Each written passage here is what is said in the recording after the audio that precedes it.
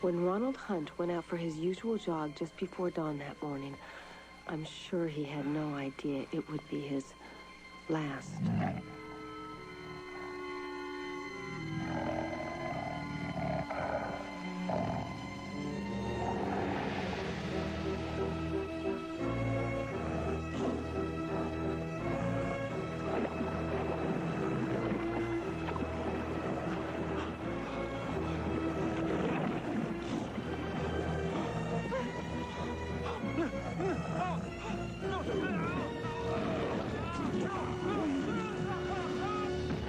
In pediatric surgery, I'd worked trauma center before, but I had never seen anything like this. Patient unresponsive, notify neurosurgeon. Dr. Nelson, on attention working 12. Multiple lacerations, near amputation of left arm. I'm going to intubate 7.5 tube. What's hanging? Large bore IV in left and right anti-Q. Lactated ringers up. IV1 has 400 cc count, 2 has 600. Blood pressure is 90/64, falling fast. Patient, 100% O2. 132. Type lost 6 units. RBCs, keep the pressure on there. He's flatlining. Give me the pulse. Clear. Clear. Clear.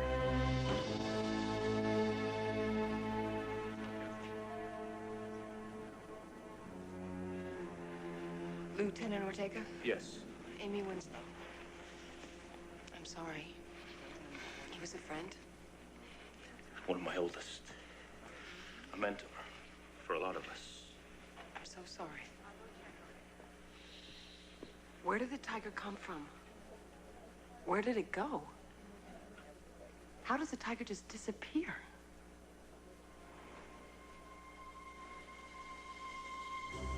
But that was just the first mystery I encountered that amazing week.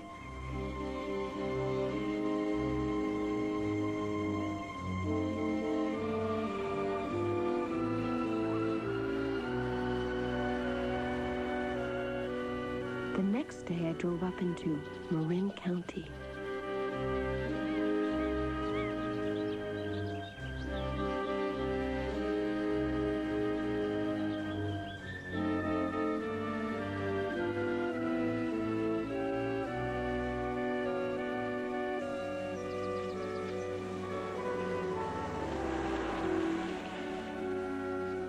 I'd been invited by a woman named Mrs. Hudson. Dr. Winslow, I'm so pleased you could come. Hello.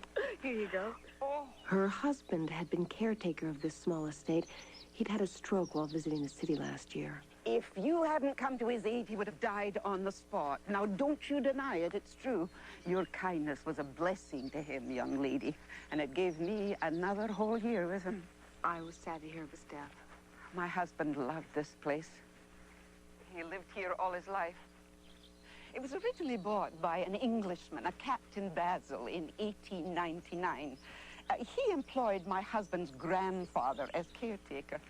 Shortly afterwards, Basil disappeared, but he left a trust fund for the Hudson family to continue caring for the place, with the stipulation that electricity must be constantly provided by steam generators. The electricity had to remain on until January the 1st, 2000 AD. If it was allowed to stop, the Hudson family contract would be immediately terminated. It's quick. Oh, was a sharp one. What? I lost my parents in the 89 quake there on the Oakland Expressway, and it... So will you continue living here? Oh, I'm afraid old Captain Basil hadn't counted on all the taxes starting up.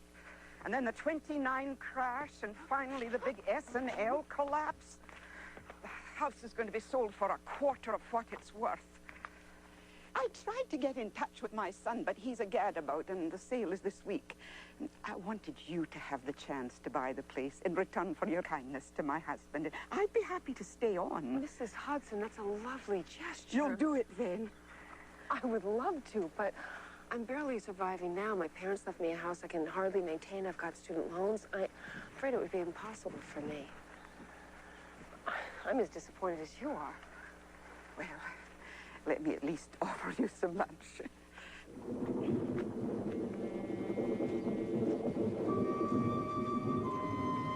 Mrs. Hudson asked me to pick out a bottle of Captain Basil's wine from the cellar. The Hudsons had never touched them before, but now it didn't seem to matter. That was when I saw the quake damage and made the discovery.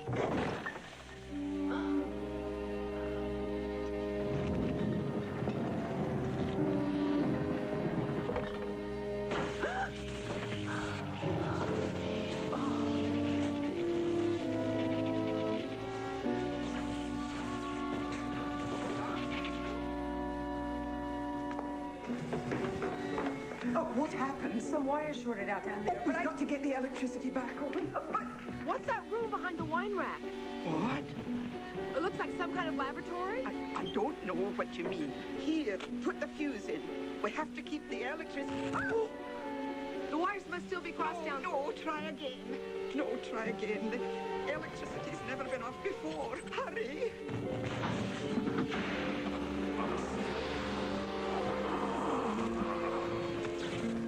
It's no good. I'll go back down and uncross. No, I'll go. Oh, no, it's okay. It's okay. I'm all right. Why don't you just come sit down here so I can take a look at it? Mrs. Hudson, here we go. Put it up. Come here.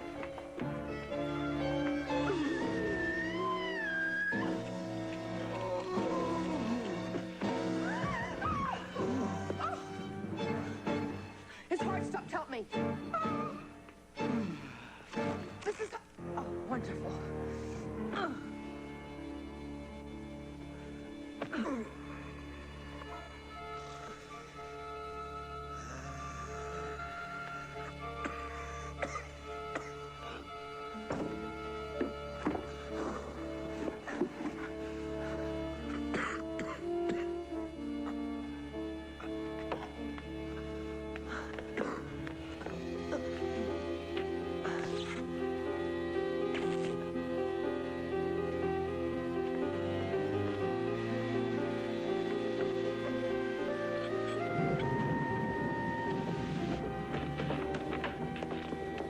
Easy. Just take it easy. What is the year? It's 1993. 7 years sooner than I'd hoped. But I'll adjust. How long have you been in there? Since 1899. Right. That would make you the world's greatest scientist. The biochemistry was very elementary.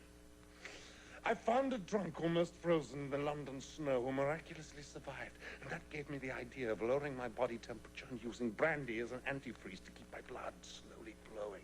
I retarded my bodily processes through self-hypnosis. And a mechanical device cooled and cleansed my blood and administered vitamin E as an antitoxin. The key element, however, is a serum derived from the blackfish of the Bering Sea, which every winter are frozen and revived during the spring. What made you so sure this would work? Because it was logical. And I fitted the apparatus for the device to administer a stimulant should the electricity fail before the year 2000. But upon awakening, I still felt weak and injected myself with more. With too much. You went into cardiac arrest. What besides adrenaline did you inject yourself with? A formula of my own devising. I'm sure it's all terribly antiquated by this day and age, but it might prove of some minor historical interest to the doctor for whom you nurse. Why do you think I'm a nurse? The professional way you took my pulse, your knowledge of adrenaline, the way you elevated my feet to ward off shock, and the faint but distinct odor of medicinal alcohol on your clothing. Oh, dear God. It is him. Would you mind telling me who you are? Come, my dear. No need to play games. By the dust on your shoes, I can see that you have been in the laboratory. Therefore, it must have been you who took out the tin box containing my identification. I only went in there to fix the shorted wires. I never saw your box. This is not good. Wait a minute. Wait a minute. First, tell me, you don't think you're Captain Basil, do you? Of course not, my good woman. There is no Captain Basil. I came to America under that name to conceal my true identity. I am, of course, Sherlock Holmes. Get serious. Madam, I have never been more serious in my considerably eventful life. Sherlock Holmes is fictional. A lot of criminals I sent to Newgate prison certainly wish that that were true. Au contraire, my dear. I was and am quite real. My friend, Dr. John Watson, provided notes of my